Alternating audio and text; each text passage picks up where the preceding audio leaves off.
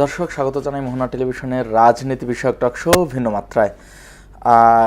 BNP সরকার দায়িত্ব গ্রহণের পর থেকেই সংবিধান সংস্কার হবে নাকি সংশোধন হবে, এই ইস্যুতে বিরোধী দলের সঙ্গে একটি টানাপোড়েন সৃষ্টি হয়।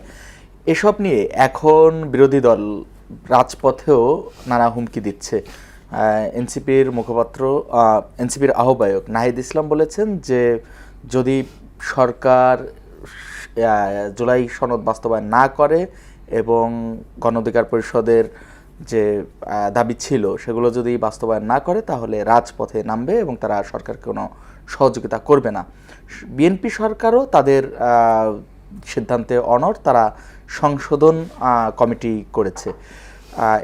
শেষ পর্যন্ত সমাধান কি হবে এসব বিষয় এবং সমসাময়িক রাজনৈতিক অন্যান্য বিষয় নিয়ে আলোচনা করব আজ অনুষ্ঠানের পুরোটা সময় জুড়ে। আপনার সঙ্গে আছি আমি রনি রাজা এবং আজ আলোচনা করবার জন্য স্টুডিওতে আছেন বিএনপির চেয়ারম্যানের উপদেষ্টা হাবিবুর রহমান হাবিব। স্বাগতম হাবিব ভাই আপনাকে। আমাদের সঙ্গে আরও আছেন জাতীয় নাগরিক পার্টি এনসিপির যুগ্ম সদস্য সচিব জয়নাল আবেদিন শিশির। স্বাগতম আপনাকে। আমি প্রথমে হাবিব ভাই আপনাকে দিয়ে আলোচনা শুরু করতে চাই। এনসিপির যে আহ্বায়ক নাহিদ ইসলাম, তিনি যে হুমকি দিয়েছেন যে সরকারকে আর সহযোগিতা করা যাচ্ছে না, এবং জামাতের আমিরও হুমকি দিয়েছে নানা জায়গা থেকে, কর্নেল অলি সাহেব একটি বক্তব্য দিয়েছেন। সব মিলে আপনি যদি বলতেন যে মানে আসলে সমাধানটা কোন দিকে? আপনাকে ধন্যবাদ। আপনার মাধ্যমে মোহনা টেলিভিশনের সমস্ত দর্শক শ্রোতাদেরকে সশ্রদ্ধ সালাম, বিজ্ঞ অত্যন্ত স্নেহধন্য জানাল আবেদিন শিশিরকে শুভেচ্ছা। আসলে বিরোধী দল যখন থাকে কত হুমকি তো কতজনকে দেয়। আচ্ছা, আমরা কি হুমকি দিয়েছে, এই বেলা বেলা আমলাকে টেনে এসে নামাইছে। হ্যাঁ, এটা করো, বিরোধী দলের কাজই তো এটা, তার কাজকে। কিন্তু যৌক্তিকতা তো থাকতে হয়, বা যুক্তি লাগে না তো। আচ্ছা, যুক্তি ছাড়া একটা সরকারের বয়স কেবল 6 মাস, 6 মাসও হয়নি। এর ভিতরে কি এমন হয়ে গেছে দেশে অনেক আগের থেকে, আজ থেকে আলোচনা আগের থেকেই বলতে চায়। এবং কর্নেল অলি যে কথাটা বলছে আমার হাসতে ইচ্ছা করে, যে নাহিদ ইসলাম, তারপরে শফিকুর রহমান আর হচ্ছে মামুনুল ইসলাম, আর মামুনুল ইসলাম একসাথে হলে নাকি 3 দিনের সরকার চলে যাবে। আরো 10টা দলকে একসাথে করে নামেন তো 3 দিন না কয়দিনই পারেন, এত সহজ। নিজে শুধুমাত্র নিজের ছেলের নমিনেশনটা কনফার্ম করার জন্য বিএনপির সাথে বার্গেনিং করে বিএনপি দিল না, চলে গেল। আচ্ছা, ওখানে কিন্তু হতেও পারেনি, নিজের থেকে নির্বাচিত হতে পারে, লজ্জা করে না? নিজের আসনটা তো পায়নি, নিজের আসনটা পেলে তাও তো কথা বলতে হবে যে নিজের আসনে দীর্ঘদিন ধরে বিএনপির নাম ভাঙিয়ে বিএনপি করে এমপি হয়েছে। আচ্ছা, তো নিজের আসনটা যখন এনসিপি এবং 11 দলীয় জোট যখন প্রায় 80-র কাছে সিট পেয়েছে, তখন নিজেরটা পান নাই। তো ওনার এই সমস্ত কথা বলতে একটু লজ্জা করে না? এখন কথা হলো যে আজকে যে কথাটা নিয়ে আমাদের যে বিষয়টি লেগেছে, আমাদের একটা জিনিস বোঝা উচিত, আজকে দেশের রাষ্ট্রপতিকে, এখন রাষ্ট্রপতিকে মেজর হাফিজউদ্দিন। এই তো কত কথা না, এই রাষ্ট্রপতিকে বিএনপি রেখেছে, এটা আসে কত কথা, তো এখন রাষ্ট্রপতি চলে গেছে, গেছে না? এখন আমাদের যে জিনিসটা, যে জুলাই সনদ বাস্তবায়ন বা হার না ভোটের যে আমাদের বাস্তবায়নের যে বিষয়টি নিয়ে এটা দিন লাগছে, তো সংবিধান সংস্কার আর সংবিধান সংশোধন এইটা নিয়ে এখন আলোচনা। আমার কথা হলো দুইটা শব্দ কাছাকাছি, বেশি দূরে না।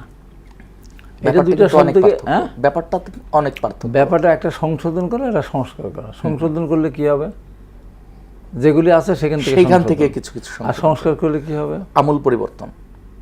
সংস্কার আমূল পরিবর্তন না, সংস্কার যেগুলি আপত্তিজনক আছে সেইগুলিকে মাইনাস করে নতুন কিছু করলে সেটা সংস্কার হতে পারে। এখন কি আপনার সংবিধান পুরো বাদ দিয়ে দিবেন? এখন হ্যাঁ, বাতিল করার তো ভাবখানা তো তাই। মাঝখানে সংবিধান ছুঁড়ে ফেলে দিল না। এই সংবিধানকে এমনিতে আসছে, এই সংবিধান আনতে গিয়ে লক্ষ লক্ষ মানুষকে জীবন দিতে হয়েছে, মা বোনদেরকে যে সময় হারাতে হয়েছে, জনবোধ জ্বালিয়ে পড়ে সারকার করে দিয়েছিল। আজকে তারা যখন বলে, এনসিপির কথা বাদ দেন, তারা যখন বলে তখন কি কেমন লাগে? যারা এই দেশের স্বাধীনতা চায়নি, স্বাধীনতা দেশের বিরোধিতা করেছে, মা বোনদের পাকিস্তান তুলে দিয়েছে, রাজাকার আলসাম সৃষ্টি করেছে, যারা, তাদের মুখের কথা তো আমরা শুনতে চাই না। আচ্ছা, তাদের কথা। আর তারা যে বলে, তারা কবে কোন দিনে আন্দোলন করেছে? তারা পাকিস্তান আন্দোলনের সঙ্গে বিরোধিতা করেছে, বাংলাদেশের স্বাধীনতার সঙ্গে বিরোধিতা করেছে, এরশাদ বিরোধী 9 বছর আন্দোলনে নেতৃত্ব দিয়েছে, বিভিন্ন সময় বিভিন্ন পর্যায়ের বিরাট সাল থেকে শুরু করে সর্বশেষ আমরা শেষ করেছি। একদিন আমরা বলি না আমি আমার কখন এরা মিলেই আমরা শেষ করে দিয়েছি তা না, সবাই শুরু করেছিল, আমরা শেষ করেছি। তো এরা যে জামাত, তাদের কোনো বিশ্ববিদ্যালয় কোন কলেজে ওদের ছাত্র শিবির মিছিল করেছে কোনোদিন ওই নামে? আচ্ছা, সব চলে গেছে ছাত্রলীগের মধ্যে, ছাত্রলীগের মধ্যে ছিল। হঠাৎ করে 5 তারিখের পরে সব শিবির, ছাত্রলীগ ছিল সব ছাত্রলীগ সহ সব হয়ে গেল শিবির। তো আন্দোলন মানে নিজের নামে আন্দোলন করলো কবে? এই যে বৈষম্যবিরোধী আন্দোলনের সময়, আচ্ছা, তখন তো প্রকাশ্যে ওইভাবেই আসেনি, হয়তো ভিতরে ঢুকে তারা গোপন গুপ্ত হয়ে তারা কাজ করেছে। তো এখন কথা হচ্ছে সেই আন্দোলনের সময় তারা ছিল, কিন্তু এই যে দীর্ঘদিন ধরে যে আপনার দেশের মানুষের বিদ্যুতের দাম বৃদ্ধি, লোডশেডিং, দ্রব্যমূল্যের ঊর্ধ্বগতি, এই ব্যাপারে যে বিএনপি যে হাজার হাজার না লাখ লাখ লোক নিয়ে সমাবেশ করলো, রাজপথে গুলি খেয়ে মারা গেল, একজন মারা গেছে, একজন লোক মারা গেছে তাদের। তা আন্দোলন কবে করলো কবে? তাদের কৌশলটা এরকম ছিল যে না কিসের কৌশল? যারা নিজ নামে যারা রাজনীতি করতে পারে না তাদের মতো আর কেউ আছে? আমি দল করবো, আমাদের ঢাকা বিশ্ববিদ্যালয়ের হাজার হাজার ছেলেমেয়েরা বিভিন্ন বিশ্ববিদ্যালয় তারা লেখাপড়া যেমন শেষ করতে পারেনি, অনেকে বাড়িতে ফিরে গেছে, হলে থেকেছে, হলের খেয়েছে, সাবসিডি খাবার খেয়েছে, ছাত্রলীগের সাথে মিছিল করেছে, হেলমেট পরে রাস্তায় গিয়ে সাধারণ ছেলেদের উপর লাঠিপিটা করেছে, কি বলে যে রাস্তা সড়ক নিরাপদ সড়ক আন্দোলনের সাথে পিটিয়েছে। এটা তো তারা, আচ্ছা, এটা তো তারা যারা নীতি নৈতিকতা নেই, তাদের হুঙ্কারে তো ভয় পাওয়ার কিছু নেই। আমরা দেশটাকে সামনে কিনতে চাই, সেজন্য সবাইকে থাকতে একটা বুঝতে হবে যে আমরা ঠিক আছে বিএনপিকে হুঙ্কার দিয়ে দিলে কে আসবে ক্ষমতা, আসবে কে আসবে ক্ষমতা? আসবেন আপনারা? তারাই তো আসতে চায়। আসবেন, 3 দিন থাকতে পারবেন? বিএনপি তো থাকতে না পারছে, কি ভালোভাবে চালাবে? দেশ চালাচ্ছে কোনদিন? দেশ কোনদিন চালিয়েছে তারা? তাদের ভিতরে মিথ্যাচার ভরা। এই তাহলে দেশ কি মানে যারা চালায়নি তারা জীবনে চালাই তো নাই, জীবনে আর কেউ আসতে পারবে না? আসতে পারছে, সেই নীতি আদর্শ আছে। আচ্ছা, জামাতের নীতি আদর্শ আছে। শেষ করে বলি, তারা ইসলামিক দল বলে দাবি করতে কোরআনের শাসন না, কোরআনের আইন, সৎলোকের শাসন চেয়েছিল। তাদের চেহারা করে দেখতেছেন না? এবং তারা যে ইসলামিক একটা দল, তাদের আমিরকে, উনি কোনো মুফতি, কোনো মৌলানা, হাফেজ, একজন ডাক্তার, ওনার সাধারণ সম্পাদককে, উনিও সাধারণ একজন, শিবির রাজনীতি করে না। আব্দুল মোহাম্মদ তাহের, উনি কি কোনো মুফতি, আলেম বা কোনো মাদ্রাসার ছাত্র? তো যারা কোরআনের আইন চায়, তো তারা তো একজনও ওই লাইনেরই লোক না। এই জায়গায় তার বড় মুনাফিকি। এবং নির্বাচন আগে তারা কি বললো? আমরা শরিয়া আইন আমরা চালু করবো না, অনেক অসঙ্গতি রয়েছে। একটু জয়নাল আবেদিন শিশির, আপনাকে শুনতে চাই যে সংস্কার নিয়ে আপনাদের দীর্ঘদিনের যে দাবি, এই দাবির পরিপ্রেক্ষিতে আপনাদের আহ্বায়ক নাহিদ ইসলাম যে বক্তব্য দিয়েছেন, আসলে সরকারের 5 মাস মাত্র পূর্ণ হলো, এখনই এই হুমকি, এত বড় হুমকি দেওয়ার সময় এসেছে কিনা? ধন্যবাদ রনি ভাই আপনাকে এবং আমার সহ বিজ্ঞ আলোচক হাবিবুর রহমান হাবিব ভাইকে এবং মোহনা টেলিভিশন সকল দর্শক শ্রোতাকে। দেখেন, আমরা একটা বিপদে আছি।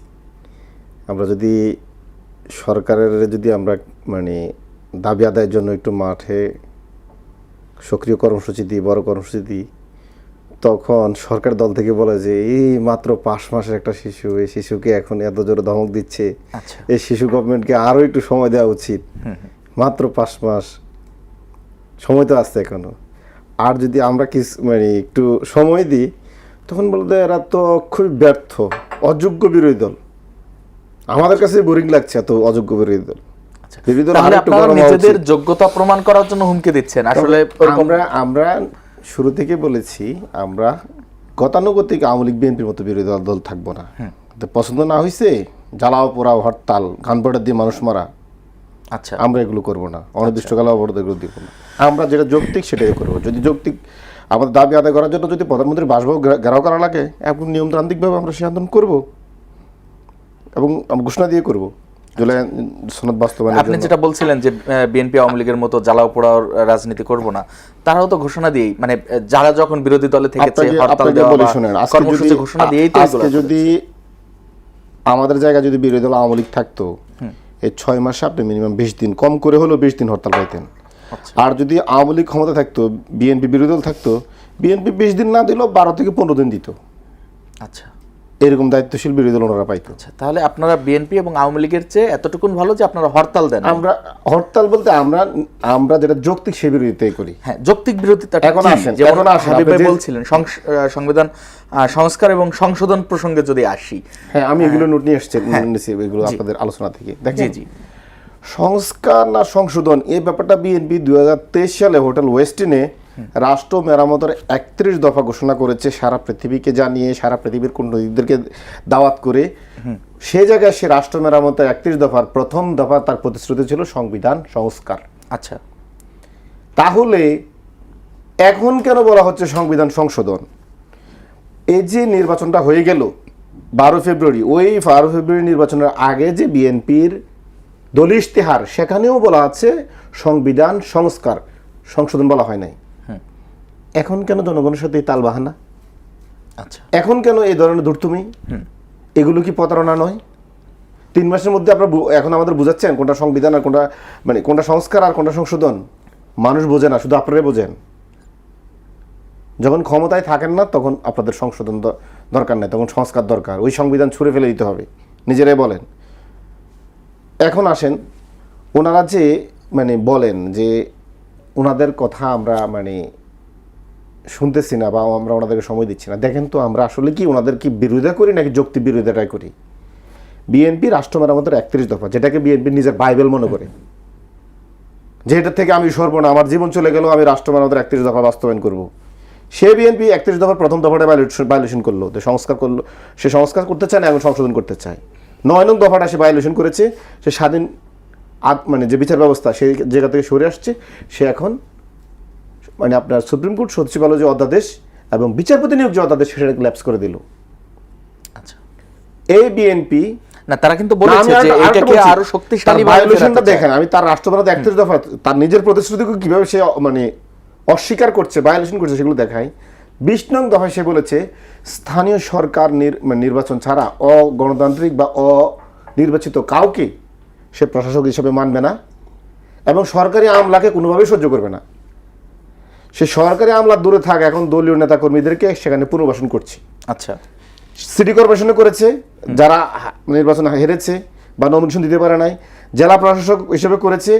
ইভেন এখন বিশেষায়িত প্রতিষ্ঠানগুলোতে তাঁত বোর্ড, চিনি বোর্ড, তারপর হচ্ছে আপনার এই বেসিক, তারপর হচ্ছে আপনার এই যে জলবায়ু বোর্ড, এই সমস্ত 12টি প্রতিষ্ঠানে সে তার দলীয় কর্মীদেরকে পুনর্বাসন করেছে।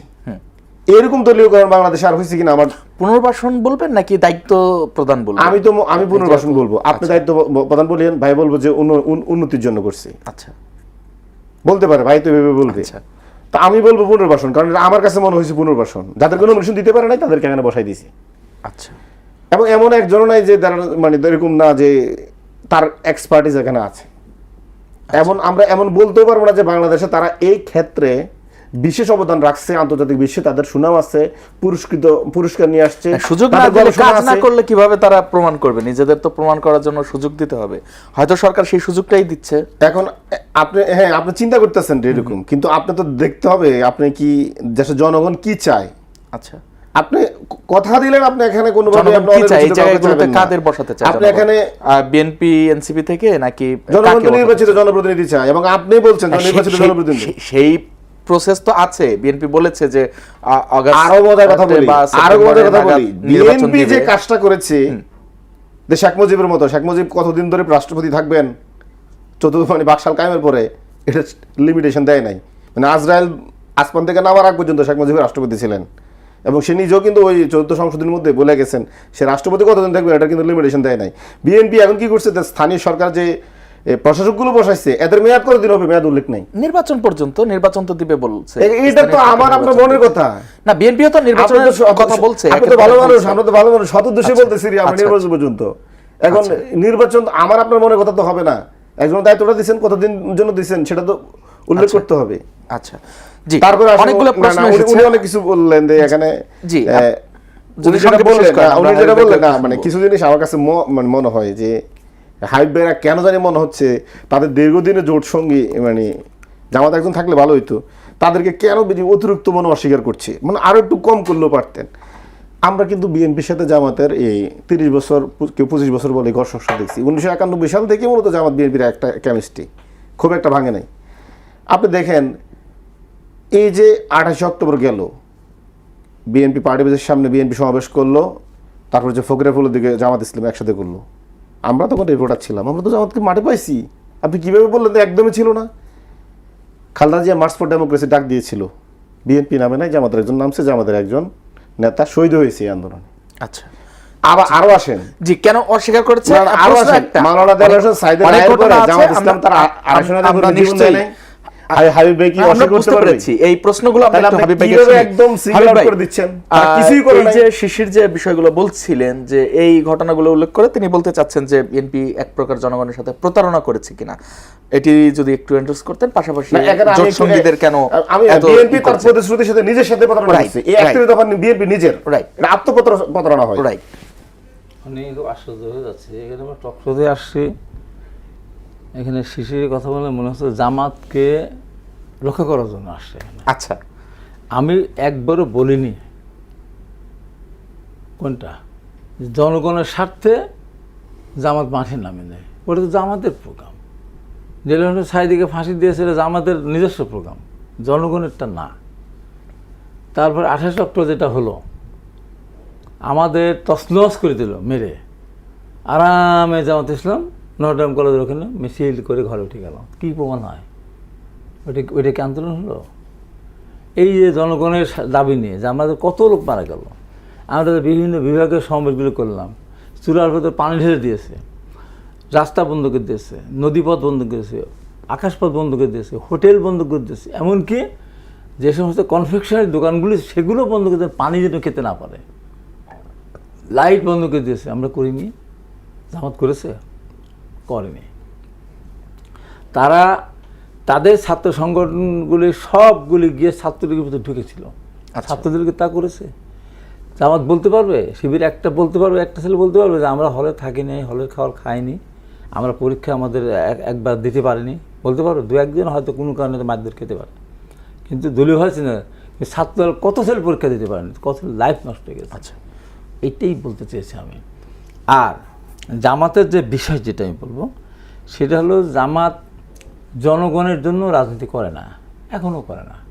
আচ্ছা, তাদের নিজের দলকে, দলের নেতাকর্মী ছাড়া তারা কোনো দিনও কারোর পক্ষে অবস্থান নেয়নি। নিজের আপন ভাইও যদি অসুস্থ পড়ে দেখেছে, তো অসুস্থ পড়ে মানে দেখেছে। বিএনপির প্রতি যে প্রশ্নগুলো শিশির রেখেছেন এগুলো যদি বিএনপি যে কথা বলল, সে যেটা হ্যাঁ। বললো, তার একবার যদি ও শিশু বলতো খুশি হতাম। যে যে জুলাই সনদ স্বাক্ষর করার জন্য সবচেয়ে বেশি আগ্রহ ছিল এনসিপি এবং জামাতের। আচ্ছা, কিন্তু যেদিন জুলাই সনদ স্বাক্ষর হবে, তা আগে দিয়ে জামাত এনসিপি বললো যে আমরা জুলাই সনদ স্বাক্ষর করবো না।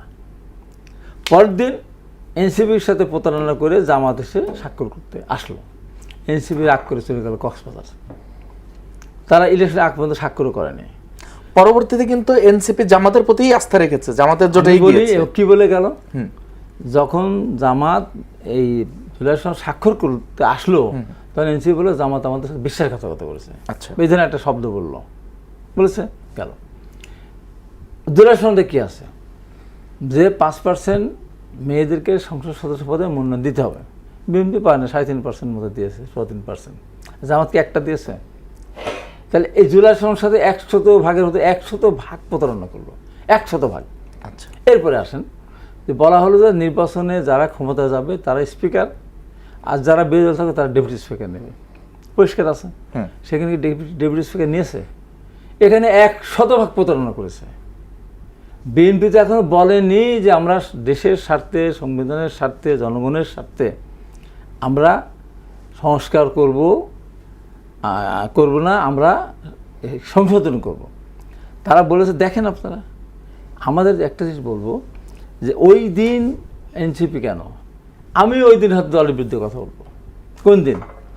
যেদিন বিএনপি সংবিধান সংশোধন করে বলবে যে আগামী নির্বাচন তত্ত্বাবধায়ক সরকারের অধীনে হবে না, বিএনপি সরকারের অধীনে হবে, আমি ওই দিন বিরুদ্ধে করবো।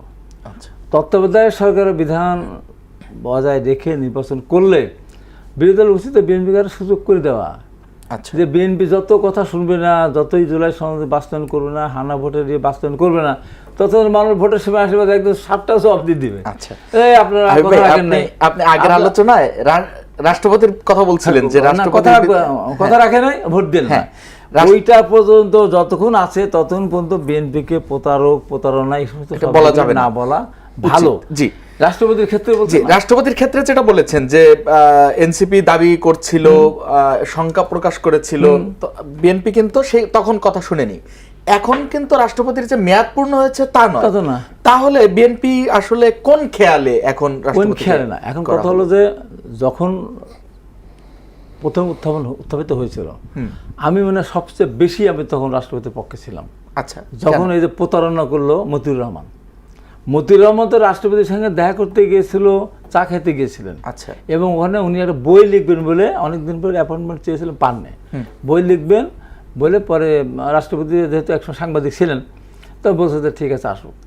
চা খেতে খেতে বলেছেন যে স্যার আমি প্রধানমন্ত্রী চলে গেছেন, না, প্রধানমন্ত্রী এর ভিতরে কি লেখা ছিল, প্রধানমন্ত্রী পদ কি লেখা ছিল, তা উনি স্বাভাবিক বলেছেন যে না, এটা আমার কাছ থেকে কোনো ডকুমেন্ট নেই, আসলে নাই, প্রধানমন্ত্রী পদত্যাগ করেন নাই। এটা কথায় কথা বলছে, বাস্তবিকতা সেটা। উনি এইটাই নিয়ে এসে বললেন রাষ্ট্রপতি এখনো মনে করেন যে প্রধানমন্ত্রী শেখ হাসিনা। এই যে উস্কাই দিল, উস্কাই দেওয়ার পথে তুল কালাম কাণ্ড।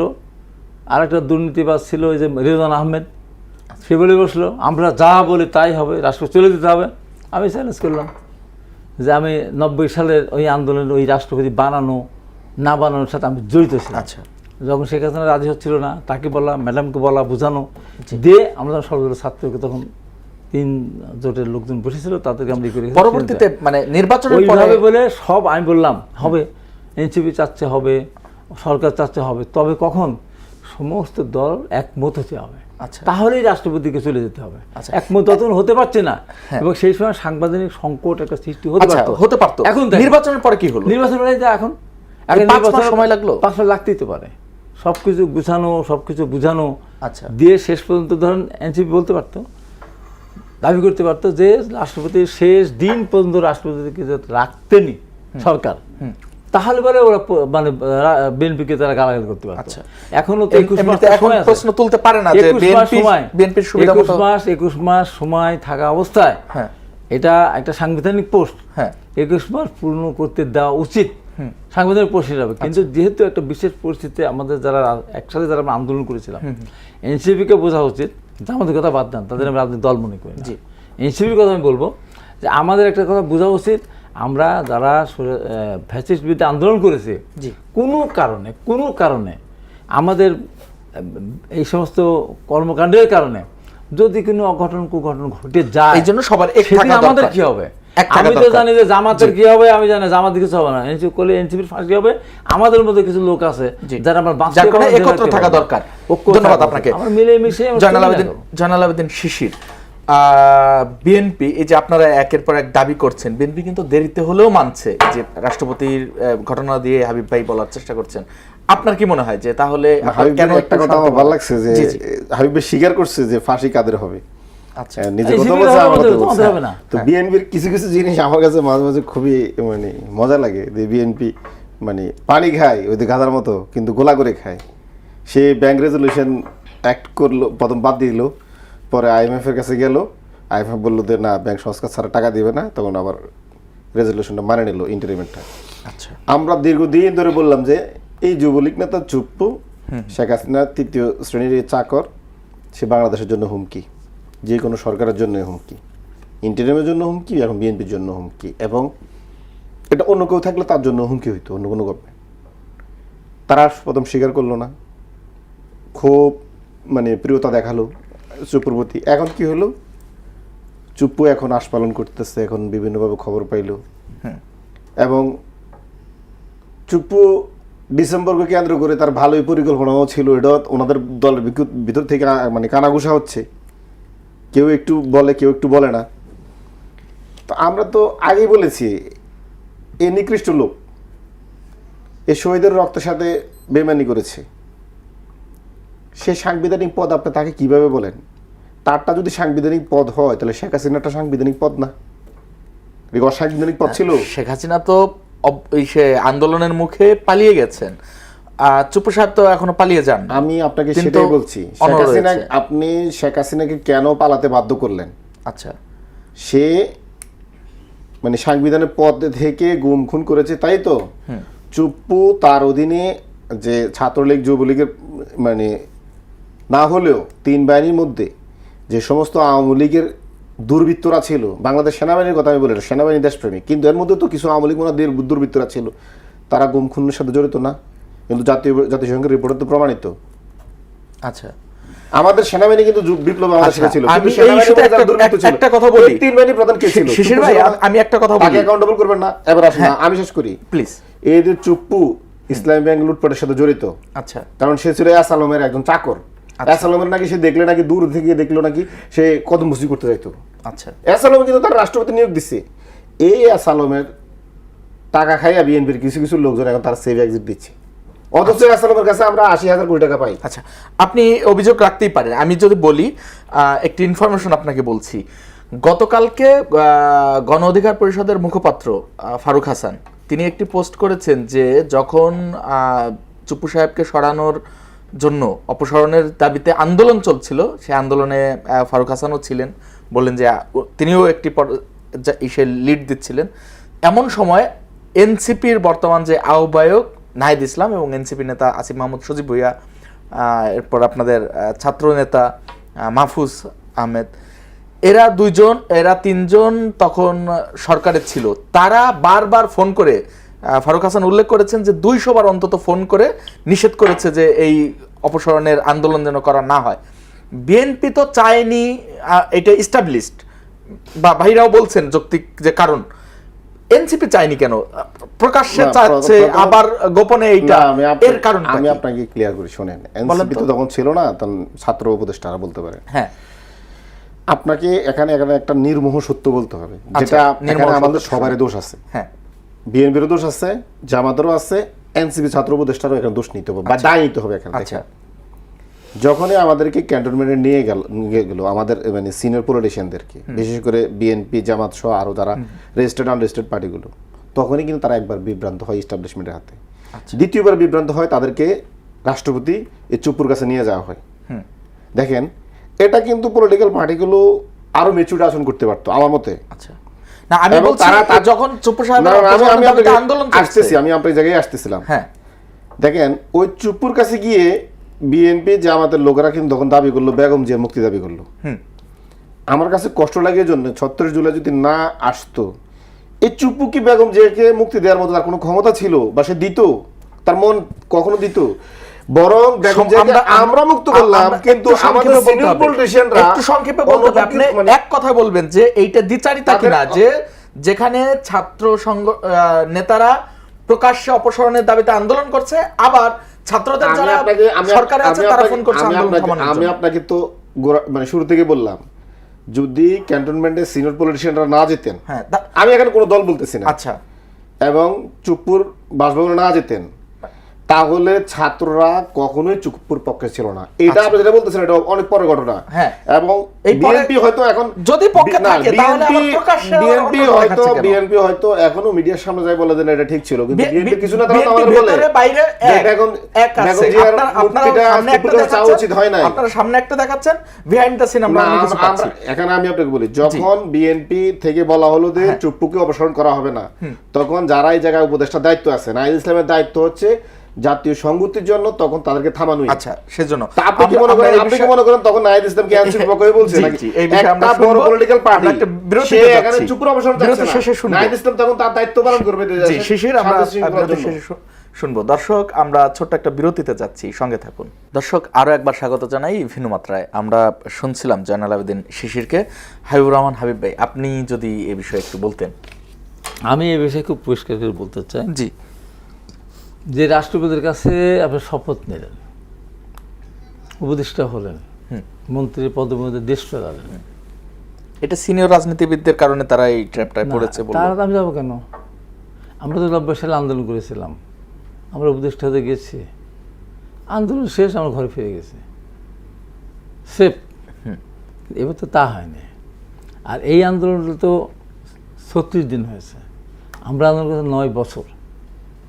আমি তো নিজেই কত মাস হাসপাতালে থেকেছি তার তো হিসাব নেই, কতবার মার খেয়েছি তারও হিসাব নেই। সেটা প্রত্যেকটা অঙ্গ প্রত্যঙ্গ জোড়া লাগানো আমার, অনেকেরই। তারপরে আমরা ঘরে ফিরে চলে গেছিলাম। কিন্তু এখন কথা হলো রাষ্ট্রপতি শাহাবুদ্দিন সাহেব, উনি সাংবিধানিক পোস্ট আমি অস্বীকার করতে পারি নাই, প্রধানমন্ত্রী চলে গেছেন বা সেনাবাহিনী সেদিন তাকে দিয়ে আসছে। এখন ওরা দাবি করছে আমার চলে আসেনি, আসতে বাধ্য হয়েছে, আমাকে হেলিকপ্টার উঠে পাঠিয়ে দেওয়া হয়েছে। রাষ্ট্রপতি তো ছিলেন, রাষ্ট্রপতির পক্ষ বিপক্ষ অনেক কথা আসবে, কিন্তু রাষ্ট্রপতি সেদিন প্রধানমন্ত্রী পদত্যাগ করেননি। তারপরেও দেশ জাতির সামনে যে তথ্যটা উনি বললেন যে আমি নিশ্চিত প্রধানমন্ত্রী পদত্যাগ করেছেন, পদত্যাগপত্র আমার কাছে আছে, দেশ জাতির প্রয়োজনে সেদিন সেই কথা বলেছিলেন 3 বাহিনীর প্রধানকে পিছনে রেখে। এটা অনেক বড় ব্যাপার, অনেক বড় ব্যাপার। সেদিন যদি ওই ভূমিকাটা না রাখতেন তো দেশে আরও বিশৃঙ্খলা সৃষ্টি হতে পারত। যেমন আপনার ধরেন 1975 সালের 7ই নভেম্বর, তখন তারা বিশ্ববিদ্যালয়ের ছাত্র দেখলাম তো কী বিশৃঙ্খল অবস্থা। ক্যান্টনমেন্টের স্লোগান হলো বিপ্লবী সৈনিক সংস্থার পক্ষ থেকে, সিপাহি সিপাহি ভাই ভাই, হাবিলদারের উপর অফিসার নেই। যারা মেজর র্যাঙ্কে, ডাক্তার হোক আর এমনি হোক, তাদেরকে গুলি করা শুরু করলো, মেরে ফেলা শুরু করলো। পরে লুঙ্গি পরে অন্যভাবে তারা সব পালিয়ে চলে গেল। সেদিন শহীদ রাষ্ট্রপতি জিয়া রহমানকে যদি এই এরা বের না করে নিয়ে আসতেন এর থেকে, তাহলে দেশটা কোথায় যেত? সেনাবাহিনীর অস্তিত্ব থাকতো না। উনি বেঁচে এসেই কিন্তু উনি কমান্ডটা হাতে নিলেন, নিয়ে উনি নিয়ন্ত্রণ করলেন। এখন তাকে বের করে নিয়ে আসেন যারা, তারা কি জিয়া রহমানের স্বার্থে গিয়েছিলেন? না, তারা তাদের প্রয়োজনে গিয়েছিলেন। আচ্ছা, জিয়া রহমানকে নিয়ে আসবো, একটা বলে জিয়া রহমানকে একটা এতে ফেলে দেবো, যেমন শহীদ মিনার তাকে ডেকেছিলেন। জিয়া রহমান জান না বুদ্ধিমত্তার জন্য, যদি হয়তো চলে যেতেন ওখানে তাকে ক্র্যাশ করে দিত। আপনি কি মনে করেন? আমি বলি সেই কথা বলি, আমার সবচেয়ে কষ্ট লাগে কোনটা, জামাত যখন বলে বালুর ট্রাক সরাতে তো পারেননি, আমরা যদি বলি এতটুকু তালা লাগানো ছিল মগবাজারে, বিভিন্ন বাংলার কোথাও বসতে পেরেছেন? আচ্ছা, কোথাও শেষ না, করে এটা কোথাও অফিস খুলেছেন? জি। আজকে যে বলা হয় আমরা বেগম খালেদাকে মুক্ত করেছি, আমরা তারেক রহমানকে দেশে আনছে, আজকে যদি এই ঘটনা না হতো তো আমার সাথে আমার ভাই শিশির কি এখানে আসতে পারতেন? না। এই যে যারা মন্ত্রী প্রধান, যারা এমপি হয়েছেন, চিফ হুইপ হয়েছেন, নেতা, তারা কি পারতেন? এই প্রশ্ন রাখতে শেষ পারেন। করে দেন, তারা কি পারতেন? বিএনপিতে আগেও 4 বার ক্ষমতা ছিল, জি, বিএনপির কার দয়া আসে নাই। 2024 সালে যদি নির্বাচন, জাতীয় নির্বাচন দিত আওয়ামী লীগ, বিএনপি জোট 270 থেকে 65 আসন পেত, বিএনপি দয়ায় না। জি। বরঞ্চ এই আন্দোলনকে লাভবান হয়েছে এনসিপি, লাভবান হয়েছে জামাত। আচ্ছা, আমাদের আন্দোলন চলতেছিল 15.5 বছর চলেছে, না আরো 1 বছর চলতে পারতো। জি। কিন্তু এটাতে এই সরকারকে তো যেতে হতোই, যে অবস্থা দেশের অর্থনৈতিক অবস্থা চলে গিয়েছিল। তাহলে এই যে মাঝখান দিয়ে যে সুবিধাটা তারা পেলো, এতগুলি আসন, জামাতের 55 বছরের বাংলাদেশে বিএনপির সাথে একটু সমঝোতা করে 91 সালে 18 সাল আর 17 সালে আর 1 সালে 17 আসন পেয়েছিল জোট করে। হ্যাঁ। আর তার বাদে সিট কই? সিটি নেই। বিএনপির বাইরে চলে গেছিল। 1996 সালে মাত্র 3টা আসন পেয়েছিল, বিএনপি কিন্তু 146টা আসন পেয়েছিল। এটা মনে রাখা উচিত। আগের বারও পেয়েছিল 91 সালে 146 এর মতো, পরের বার কিন্তু তাই 116টা আসন এনসিপি এবং জামাত বেশি লাভবান তারা হয়েছে। যদি বলে আমাদের কথা বলে, তো এটা আসলে বলতে খুব কষ্ট লাগে। বেশি লাভবান হয়েছেন, তারপরে এত কথা বলছেন। আজকে ছেলেগুলো সামনে আসছে, ভবিষ্যতে রাজনীতির জন্য ভালো হবে, দেশের জন্য ভালো হবে। এটা এক ঝাঁক তরুণ বেড়ে আসছে, এটা সামনের দিকে এগিয়ে যাক, আমরা এটা চাই। জি, শিশির। তো আমরা যদি লাভবান হয়েছি, এটা যদি হাবিব ভাইদের কথা হয়, তাহলে বিএনপি লাভটা নিজেরা নিল না কেন? বিএনপি তো আমি এবং ডামি ইলেকশনের আগে জনাব তারেক রহমান লন্ডন থেকে অসহযোগ আন্দোলন ডাক দিয়েছিল। হ্যাঁ। এবং ওই অসহযোগ আন্দোলন কিন্তু বিএনপি নেতাকর্মীরা সফল করতে পারে না। আমি বলবো না একদম বিএনপি নেতাকর্মীরা অলস ছিল, দমন পীড়ন, এত পরিমাণ দমন পীড়ন ছিল রাস্তা দাঁড়াতে পারে না। 2014 সালে বিএনপির যে অনির্দিষ্টকাল অবরোধ, ওই অবরোধও কিন্তু এখনও প্রত্যাহার করা হয়নি। তো বিএনপির তো সাংগঠনিক ব্যর্থতা এবং দমন পীড়ন দুইটাই তো আমরা দেখেছি। তো বিএনপিকে আমরা কি আর বিএনপিকে, আমরা তো 36 জুলাই যখন বিএনপি নেতারা যখন কারাগার থেকে বের হলো, সবাই হু হু করে কাঁদতেছিল যে ওরা মানুষ না, ওরা হচ্ছে আসমানের আবাবিল, ফেরেশতার উপর আসছে, আয়সা জীবন দিয়ে আমাদেরকে মুক্ত করে গেছে, তাহলে আমার ফাঁসি হয়ে যেত। এই তো বাবর ভাই বললো যে জুলাই আন্দোলনে, লুৎফুজ্জামান বাবর ভাই, জুলাই আন্দোলনে কে কী পেয়েছে জানি না, সবচেয়ে বেশি বেনিফিশিয়ারি আমি, কারণ আমার ফাঁসিটা হয়ে যেত। তো আমাদের কি ফাঁসি হইতো যদি ধরেন আমরা আন্দোলন না করতাম? বিএনপিরও তো ফাঁসি হইতো। ওনারা যদি মনে করেন যে আমরা লাভবান, তো ভাই আমরা তো ছাত্র জনতা, আমরা সবাই মিলে জীবন দিয়েছি 1400, কাদের জন্য? আপনাদের জন্যই। এবং আপনারা যদি মনে করেন যে এটা আমরা নিজের লাভের জন্য রাস্তায় নামছি, বলতে পারেন আপনাদের ইচ্ছা, কিন্তু আমরা যে ভয়টা পাই, দেখেন আমরা বিএনপিকে বিরোধী দল হিসেবেও আমরা একটা স্মার্ট বিরোধী দল হিসেবে বিএনপিকে পাই না, এটা আমাদের দুঃখ। ক্ষমতাসীন হিসেবেও আমরা বিএনপিকে মানে যথেষ্ট মানে দক্ষ মনে করি না। বিএনপির নির্বাচিত 4 বার রাষ্ট্র ক্ষমতা পরিচালনা হ্যাঁ, করা এই যে BNP হাইব্রিডের কথায় আমি আসছিলাম যে ঐতিহাসিকভাবে বিএনপি যখনই ক্ষমতা যায় ক্ষমতা হারায়, ক্ষমতা ধরে রাখতে পারে না।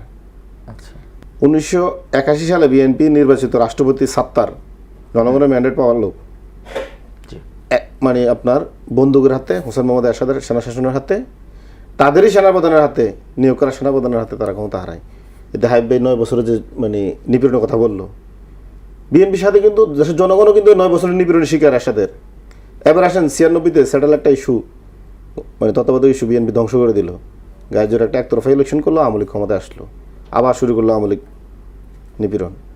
এবং ওই সময় কিন্তু মানে আপনার সেনাপ্রধান নাসিম কু করার হুমকি দেয়, যদিও মানে পলিটিক্যাল পার্টিগুলোর কারণে সম্ভব হয় নাই। এবার আসেন 96, এবার আসেন মানে বিএনপি যে 111 বিচারপতিদের বয়স 65 থেকে 67 করে এই যে লোভের কারণে কেএম হাসানের মানে প্রধান উপদেষ্টা বানানোর জন্য জি এই যে একটা 111 ঘটে গেল, জি শেষ করতে হবে। 17 বছর বিএনপি নিজেও ক্ষমতা আসতে পারলো না এবং বিরোধী দলের দায়িত্বটা ঠিক মতো পালন করতে পারলো না। পৃথিবীর ইতিহাসে বিরোধী দল হচ্ছে মানে জনগণকে উদ্ধার করে, সরকারি দল যখন নিপীড়ন করে। আর বাংলাদেশে এক বিরল ঘটনা বিএনপি ক্ষমতা আন্দোলন চালিয়ে গেছে, তারা আন্দোলন চালিয়ে গেছে। এবং ধন্যবাদ 17 বছর নিজে মানে বিএনপিকে জনগণ উদ্ধার করে। ধন্যবাদ জানাল আবেদন এই শিশির, সিদ্ধান্তটা জনগণ পাইতে পারে না। সেকেন্ডের কথা জি, বলি। 10 সেকেন্ড। তারা যেগুলো কথা বলে যে বিএনপি ক্ষমতা হারিয়েছে, 96 সালে ওই নাসির কেউ কিন্তু বিএনপি করেছিল, প্রতিহত করেছিল। এখন কথা হলো যে ম্যাডাম খালেদা জিয়া পরবর্তী সময় তো নিরপেক্ষ তত্ত্বাবধায়ক বিধান সংবিধানের সংযোজন বেগম খালেদা জিয়াই করেছেন। জি আবারও এই ইতিহাস আমরা বিএনপি জানি, সেটা আপনাকে। জি, ধন্যবাদ দুজনকে, দর্শক ধন্যবাদ জানাই আপনাদের ওরা বিশ্বাস সঙ্গে করে সারা থাকার জন্য। জীবনে, সারা আজকের মতো পৃথিবীতে বিদায় নিচ্ছি, আগামীকাল সবসময় দেখা করে। হবে একই সময় নতুন কোনো অতিথি নিয়ে আলোচনা হবে, নতুন কোনো বিষয়ে। সঙ্গে থাকুন।